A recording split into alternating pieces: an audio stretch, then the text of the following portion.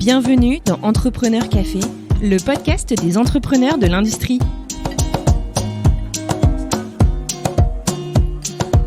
Bienvenue dans ce nouvel épisode d'Entrepreneur Café.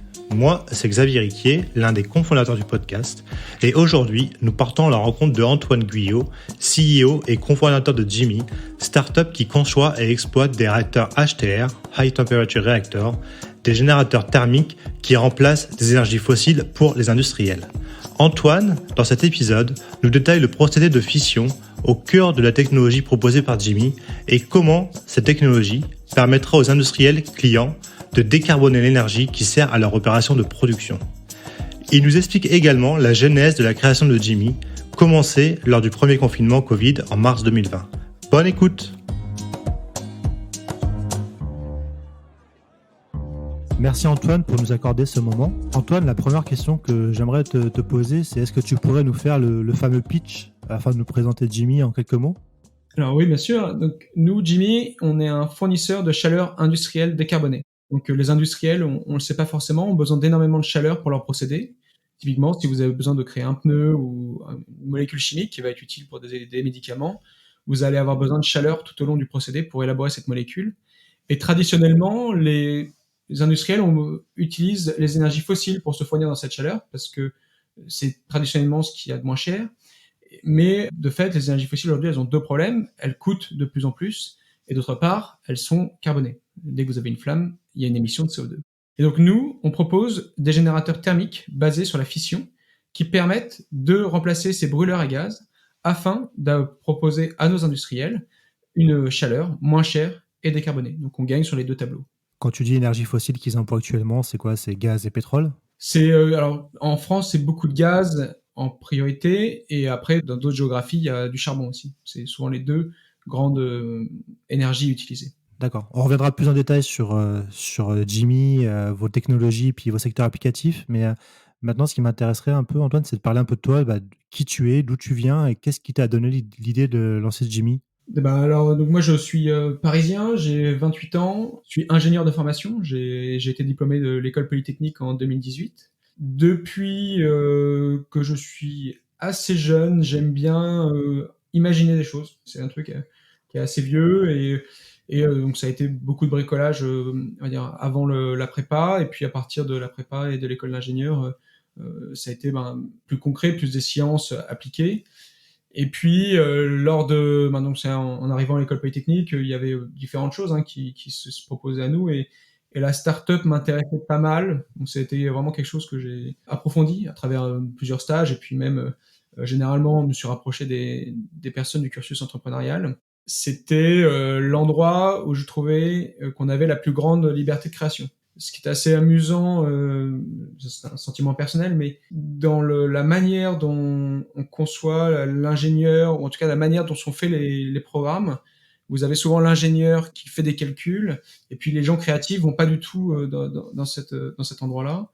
Et la startup, justement, était l'endroit où on pouvait retrouver cet ensemble de choses. Donc à la fois la création et les sciences. Et de fil en aiguille, en sortant de l'école, j'avais monté des petits projets mais qui marchaient pas très bien, donc je suis parti plutôt en conseil en stratégie. Ça, c'était de 2018 à 2020. Et puis en 2020, j'ai quitté ce cabinet de conseil dans lequel j'étais afin de remonter une entreprise. Voilà, je savais que c'était ça que je voulais faire. Et puis évidemment, on a envie de faire des choses à impact. Notre conscience du moment fait qu'on a envie de faire des choses à impact. Et donc il y avait la santé et le climat, et puis en creusant le climat, enfin en voulant comprendre quel était vraiment le problème, où étaient les causes physiques un peu du drame vers lequel on se dirigeait, je me suis rendu compte en faisant des analyses physiques d'une part, donc c'est vraiment repartir de quelles sont les réactions que l'humain sait maîtriser, et puis d'autre part en faisant des analyses de coûts, comment faire en sorte que un industriel puisse avoir un intérêt économique à décarboner, puisque c'est tout ça le problème. Souvent, on doit faire un choix, un dilemme. Je me suis rendu compte que la fission avait peut-être justement la possibilité, par son coût faible du carburant, de fournir cette chaleur à la fois moins chère et décarbonée. Voilà. Donc c'est ça qui a amené Jimmy. Puis donc on a commencé ça en fait au moment du premier confinement avec des copains en pensant que ça durait 2 semaines. C'est vraiment l'histoire. On se dit ça c'est amusant, on a du temps, creusons cette piste puis on va s'arrêter quand on verra qu'il y aura un vrai problème. Et en fait, en tirant au fur et à mesure le fil, 2 ans après, on est là avec une entreprise, une équipe et un projet ambitieux qui rencontre beaucoup de retours favorables.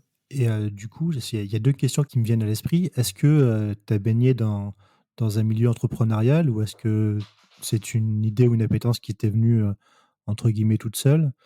Et cette idée, de Jimmy et de regarder ce que les industriels faisaient, est-ce que c'est parce que tu t'étais déjà frotté au monde industriel durant tes études? Ou est-ce que tu as découvert le monde industriel à partir du moment où tu as eu cette idée? Alors la première question qui est donc sur l'environnement. Oui, alors sans avoir des parents entrepreneurs, sont des personnes très entreprenantes parce qu'elles font. Et donc ce qui donne en effet, je pense, par l'environnement, une envie entrepreneuriale plus forte. Oui, je pense que ça vient de là, entre autres. Moins scientifique, mais en tout cas de monter des projets. Je pense que ça a beaucoup joué. Et après, pour la partie industrielle, non. Finalement, la start-up, de toute façon, ce qui est quelque chose qui est assez diagnostiqué en ce moment, c'est que la startup a fait son monde dans le software, un peu dans une autre bulle que celle de l'industrie. Et donc, je n'ai jamais été confronté à l'industrie avant, justement, Jimmy. Et du coup, si on revient un peu sur Jimmy, on a parlé de fission, est-ce que tu peux nous expliquer, avec, des mots simples, concrètement, quelle est cette technologie et quelle est sa valeur ajoutée par rapport aux énergies conventionnelles dont tu parlais, telles que le pétrole, le charbon et le gaz pour les industriels? Qu'est-ce que ça apporte en plus comme valeur ajoutée pour eux? La valeur, alors, la valeur ajoutée, d'une certaine manière, la chaleur, c'est une commodité. C'est pas quelque chose sur lequel on peut être très différent. On fournit de la chaleur jusqu'à 600 degrés et avec des puissances de 10 mégawatts. Donc, c'est le vrai apport qu'on a, c'est plus les externalités. Donc, c'est d'une part le prix et la décarbonation qui est un vrai objectif pour eux. Si on revient du coup sur la technique, donc si on, je propose qu'on le fasse en deux parties. Il y a la partie physique pure et puis nous, comment on la réalise. La partie physique pure, donc traditionnellement, quand vous brûlez du gaz, vous assemblez des molécules ensemble et en les assemblant, vous libérez une petite énergie qui fait de la chaleur. Donc, c'est la chaleur et l'énergie, et c'est ça qu'on utilise depuis le 19e siècle pour alimenter nos industries. Et ça a été à partir de 1942 où il y a eu vraiment la première fission maintenue qui a été faite à Chicago.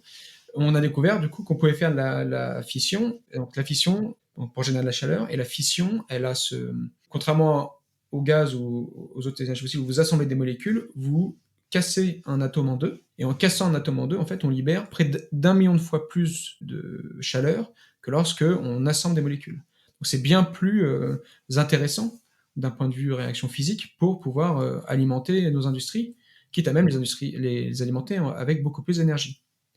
Donc ça, c'est le principe physique sous-jacent. La question, c'est que l'enjeu, c'est de le réaliser de manière correcte. Et donc nous, pour le réaliser, on prend un type de réacteur qui n'est pas le type de réacteur des centrales électriques classiquement utilisées, mais un réacteur dit à haute température, dont le principe fondateur, c'est le même, c'est-à-dire on sépare des atomes en deux pour libérer de la chaleur, mais la manière dont c'est réalisé, donc si on caricature un réacteur, c'est une cuve dans laquelle vous faites une recette. La recette qu'on utilise, elle est beaucoup plus sûre et beaucoup plus chaude. Ça pourrait être un peu contradictoire, mais ça veut dire que le système est beaucoup plus docile et n'a pas besoin des mêmes exigences de maîtrise. Et donc, ça en fait le moyen idéal pour faire de la chaleur à côté de cet industriel. Donc concrètement, c'est-à-dire que vous proposez d'installer alors je schématise peut-être quoi, mais des mini, réacteurs nucléaires à proximité d'industriels pour qu'ils puissent s'alimenter en énergie, moins chère et plus écologique. Exactement. Et c'est exactement ce qu'on fait. On se met à côté d'eux, on gère pour eux l'installation puisque eux ne veulent pas gérer ça. On est une solution plug and play pour eux. Et c'est quelque chose qui rencontre énormément de succès. C'est ce qu'on appelle les fameux SMR, c'est ça, les Small Nuclear Reactors? Classiquement, alors, on sépare en trois. Donc, il y a les centrales qui sont les centrales traditionnelles qu'on connaît, hein, les EPR par exemple. On a beaucoup parlé des SMR qui ont le même objectif que les centrales nucléaires, mais avec des réacteurs un peu plus petits, faits de manière en série, afin de réduire des coûts. Donc, c'est une autre stratégie pour le même but de fourniture. Et nous, on se place au niveau des micro-modulaires réacteurs. Donc, c'est encore une gamme de puissance en dessous. Donc, typiquement, c'est 5000 mégawatts pour une centrale, 500 mégawatts pour un SMR. Donc, on descend de 10. Et nous, on est encore en dessous puisqu'on fait du 10. Donc, on est 500 fois plus petit qu'une centrale et 50 fois plus petit qu'un SMR. Est-ce qu'il y a une limite dans le temps en termes de l'énergie que vous pouvez délivrer à l'industriel? Est-ce que c'est partir sur, voilà, on peut vous approvisionner avec cette technologie pendant 10 ans et puis après il faudra construire une mini-centrale entre guillemets. Comment ça fonctionne exactement? C'est quoi le business model? Donc le business model, d'un point de vue simple, c'est nous, on gère l'infrastructure et l'industriel paye à la consommation sa chaleur. Donc c'est lui, on est fournisseur et c'est pour ça qu'on présente Jimmy comme un fournisseur de chaleur décarboné. C'est un peu comme un PPA, quoi, un Purchasing Power Agreement. Exactement. On repart sur les formules qui ont marché pour d'autres sources d'énergie et on le met à profit d'une nouvelle brique qui est notre générateur thermique. C'est-à-dire que vous vous engagez pour une période, je sais pas, de 10 à 15 ans à fournir une énergie à l'industriel et qui, lui, il paiera en contrepartie en fonction de sa consommation. Exactement, oui, exactement, c'était la durée de vie. Donc en effet, donc on met en place ce genre de contrat où l'industriel s'engage à acheter la chaleur qu'on produit et nous on lui vend à un prix intéressant en plus du fait que ce soit décarboné. Et la durée de vie d'un système, c'est 10 à 20 ans, ça dépend de la puissance à laquelle on l'utilise. Donc, puisqu'on propose une puissance entre 10 et 20 mégawatts. Et cet industriel, à la fin du cycle de vie, nous, comme on veut évidemment faire quelque chose de vertueux, le système qui est là peut être enlevé assez rapidement, en particulier parce qu'il est modulaire. On retrouve l'aspect de modularité. Et si on a envie, on peut aussi le relancer pour 20 ans. C'est un peu du plug and play, en fait. C'est ça. Vous pouvez, quand tu parles modulaire, c'est. Ouais. Ouais. À chaque fois, on veut que ce soit du plug and play pour deux raisons, parce que c'est ce qui intéresse un industriel qui, lui, a des objectifs de performance, et d'autre part, pour nous, afin que, comme on veut gérer une flotte, ce soit toujours très simple avec des équipements standards. Est-ce que c'est un type de technologie qui est déjà utilisé par certains industriels en France ou même dans le monde, ou c'est vraiment tout nouveau et on est au tout début de cette technologie? Nous, dans notre philosophie, on ne veut pas créer de nouvelles technologies. On fait exprès de dire ça. Notre objectif, c'est de réutiliser des briques qui existent déjà et de les assembler différemment pour résoudre un nouveau problème dans lequel on peut avoir un vrai impact sur l'industrie. Et donc, cette technologie de réacteur, qui s'appelle un réacteur à haute température, c'est des réacteurs qui sont connus depuis les années 60, qui ont été déjà industrialisés plusieurs fois, dont une dernière divergence, un dernier allumage de réacteur par la Chine avec l'HTR-PM.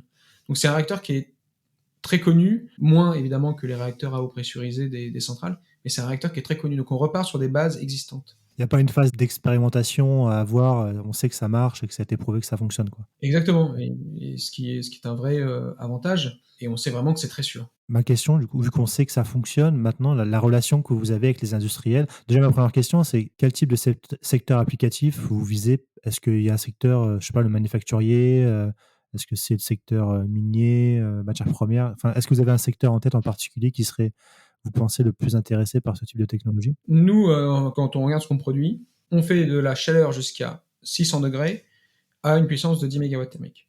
C'est notre offre. Et quand on regarde ça, les acteurs principaux auxquels on s'adresse, c'est généralement les utilisateurs de vapeur ou d'air chaud, et on les retrouve principalement dans l'agroalimentaire, la chimie et le papier. C'est les trois vraiment grands endroits où il y a une forte consommation. Et du coup, je me mets à la place de l'industriel. Quand vous allez leur proposer cette technologie, comment ils le reçoivent? Est-ce qu'ils sont intéressés, uniquement intéressés parce que d'un point de vue technique, ça leur semble pertinent, ou est-ce qu'ils voient tout de suite l'aspect économique? Est-ce qu'ils sont prêts à installer ce genre entre guillemets, mini-centrale nucléaire à côté de leur installation? Ou est-ce que, d'un point de vue déjà psychologique, est-ce qu'ils ont compris le concept et est-ce que pour eux, ils sont prêts à l'appliquer dans un court terme? Nous, c'est vrai que je l'ai pas dit, mais donc on a un premier client, on sait où on installera le premier. Derrière ça, on a toute une liste de commandes. Et donc, oui, l'industriel, au-delà il comprend bien qu'il y a des enjeux de communication pour comprendre que ce qu'on fait est fondamentalement bénéfique pour tout le monde. En plus de ça, s'il pouvait l'installer le lendemain, il le ferait. D'accord, donc vous ne rencontrez pas un frein, on va dire, psychologique de la part de certains industriels qui vous disent ça nous paraît intéressant, mais pour des raisons X ou Y, on se voit mal installer ce genre de technologie parce qu'on a peur que les voisins de l'usine nous disent non ou qu'il y ait des problèmes. Il n'y a pas ce type de frein psychologique. La question se pose, et elle est légitime, cette question, parce que c'est souvent une technologie en fait, on ne connaît pas bien. Donc on sait qu'il faudra montrer patte blanche à l'ensemble des personnes. Donc la question se pose, mais elle n'est pas un frein. Il n'y a pas un frein, d'accord. Non, mais c'est intéressant de voir que les industriels sont prêts à franchir le pas. Faire un pari maîtrisé, mais quand même faire un pari, c'est quand même super intéressant. Ça montre que les industriels ne sont pas aussi conservateurs qu'on peut le penser.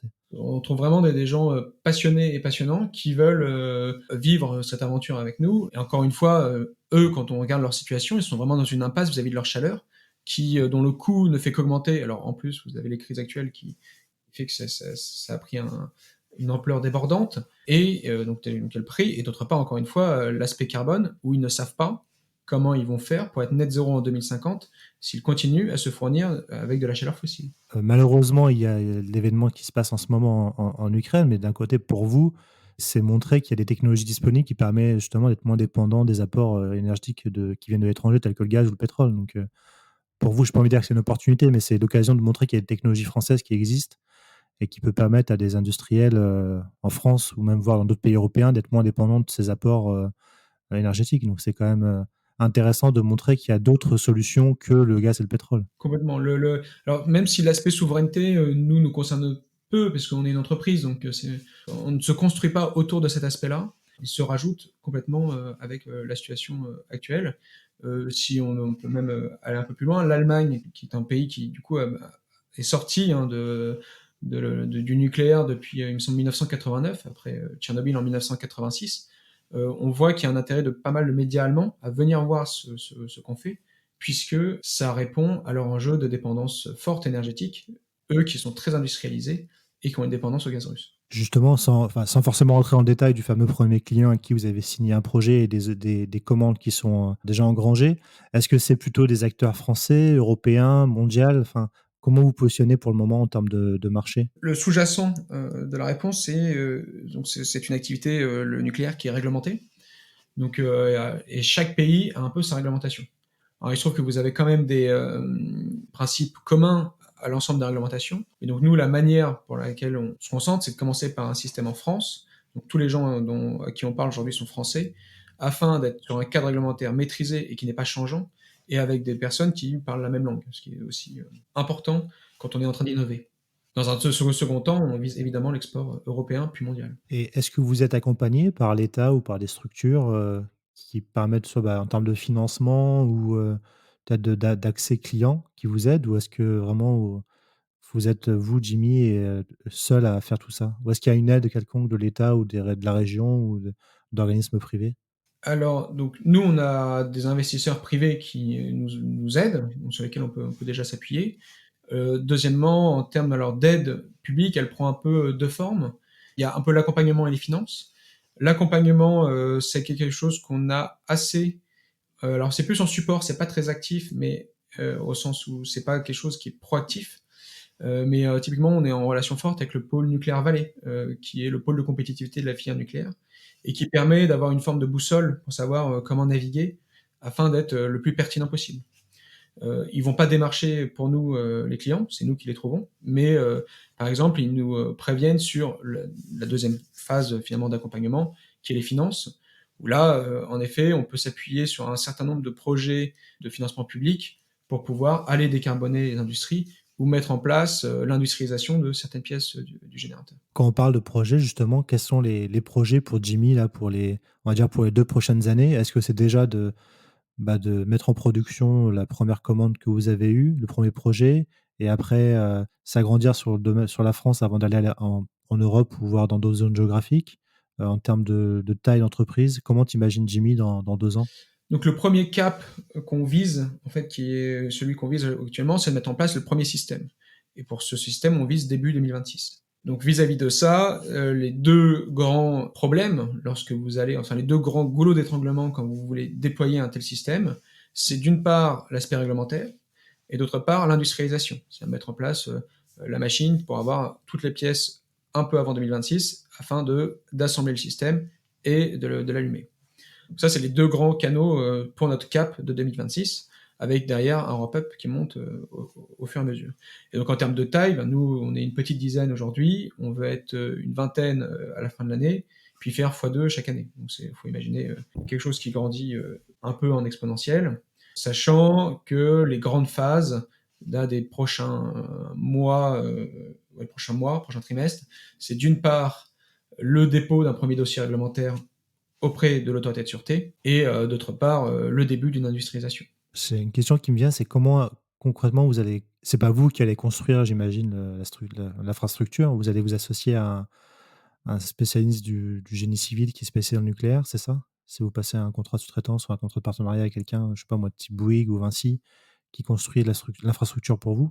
Donc la réponse est oui. À un moment, on contractualise avec des gens qui vont faire le chantier et on va être aidé pour assembler le système sur place. Avant ça, il faut mettre en place juste l'industrialisation des pièces. Donc ça, on le fait, on se fera peut-être accompagner sur une deuxième phase. Pour la partie simplement, tu disais les personnes qui peuvent le faire.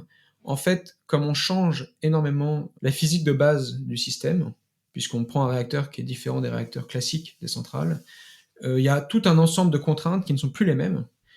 Et on peut aller beaucoup plus facilement vers du conventionnel, puisque, encore une fois, notre système est sûr par nature, d'une certaine manière. Et donc, ça veut dire que les gens traditionnels du nucléaire ne sont pas la seule voie de fourniture pour un tel système. Le spectre des gens capables de le faire est beaucoup plus large que si on construisait une centrale classique. Complètement.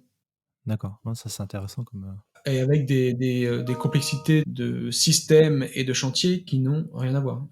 C'est vrai que j'aurais pu le dire, mais un système Jimmy, c'est un petit bâtiment qui fait du 8 mètres x 12 mètres en emprise au sol et qui fait 15 mètres de haut. C'est une petite maison un peu haute qui est à peine visible de loin. Et qui d'ailleurs ne fait ni lumière, ni fumée, ni bruit, ni odeur. C'est très très inerte comme bâtiment. D'accord, oui, c'est pas les grandes centrales avec la condensation, enfin la vapeur de condensation quoi, qui sort, quoi. C'est vraiment c'est invisible si on ne sait pas que c'est là, on peut pas savoir. On peut pas savoir qu'il y a une sorte de mini. D'accord. Un silo à grains est 2 fois plus grand, quoi. Donc, Et est-ce que vous avez des concurrents français ou étrangers qui travaillent sur le même type de technologie, ou est-ce que vous êtes vraiment un des seuls sur le marché à proposer ça en termes de concurrence? En termes, nous, notre concurrent principal, ça reste le gaz, si on parle d'un point de vue simplement commercial. Et après, en termes de briques technologiques, non, il y a un vrai regain pour le type de réacteur qu'on est en train de créer. Donc, il y a énormément de petites entreprises qui se sont créées déjà dans le monde anglo-saxon, mais c'est-à-dire aux États-Unis et au Royaume-Uni. Donc, il y a un vrai développement autour de cette brique technologique. Et c'est également le cas en Chine, qui en plus est bien plus en avance, puisqu'ils ont déjà des réacteurs qui fonctionnent. Et justement, par rapport à cette concurrence, comment tu te positionnes, toi? Est-ce que entre guillemets, ça te fait peur, ou tu te dis, bah, ça montre qu'il y a un marché, qu'il y aura de la place pour tout le monde, ou est-ce que tu te dis aussi qu'il faut que vous grossissiez assez vite pour pouvoir prendre l'avance par rapport à eux? Bah, il y a un peu... Voilà, cette concurrence, elle est assez positive, puisque ça veut dire que les gens en tout cas les fournisseurs se mobilisent pour pouvoir équiper ces équipements.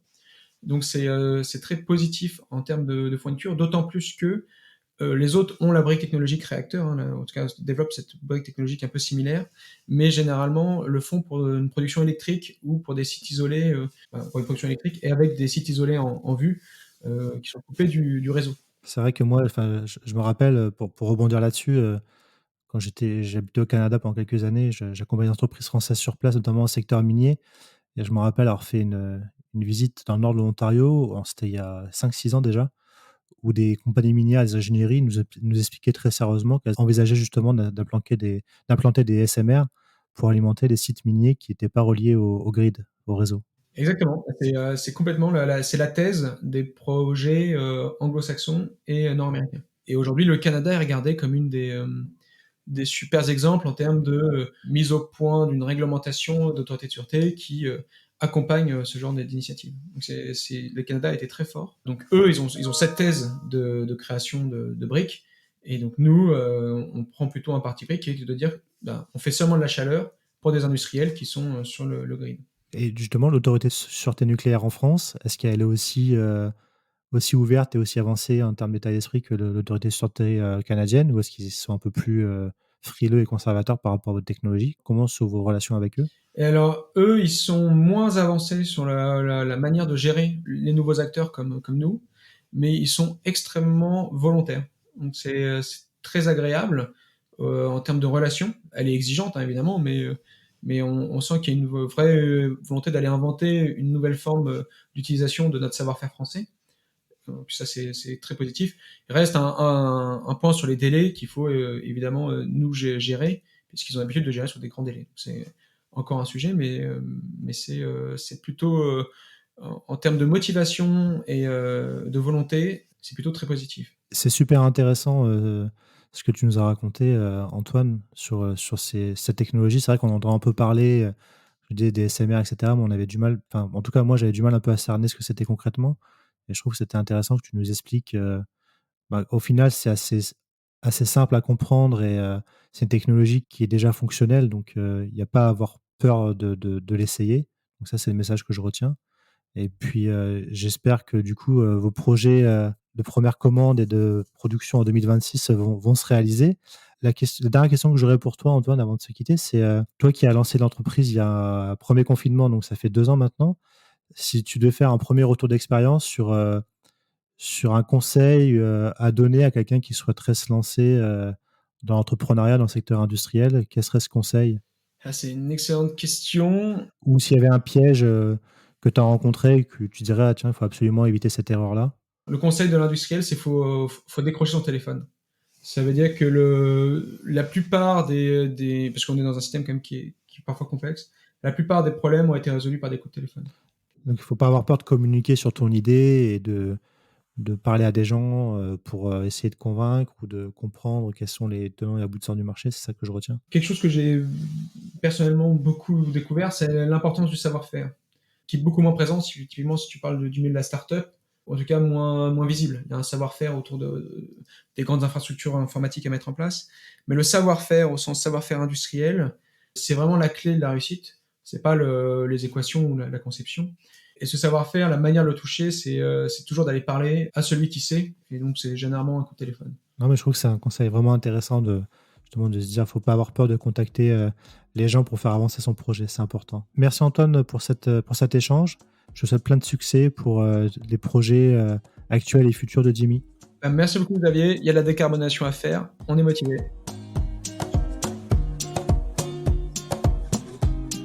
Et voilà, merci à tous de nous avoir écoutés jusqu'au bout.